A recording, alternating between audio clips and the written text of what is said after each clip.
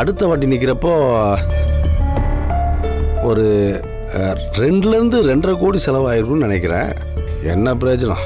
இவ்வளோ பண்ணியும் எதுவும் வேலைக்கு ஆகலையம்மா.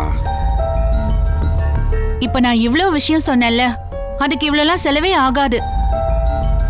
நான் சொன்ன விஷயங்கள்ல சில விஷயங்கள்ல நமக்கு நாமே திட்டத்துல பாதி பணத்தை கவர்மெண்ட்ல இருந்தே வாங்கிடலாம்.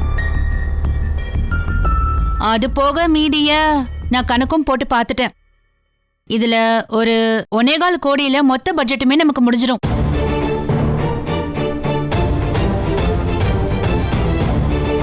போன தடவையே மக்கள் தேவை என்னன்னு தெரிஞ்சுக்கிட்டு அந்த 2.5 கோடியை செலவு பண்ணியிருந்தா அத்தை தான் இன்னைக்கு சிட்டிங் எம்எல்ஏவாவே இருந்திருப்பாங்க.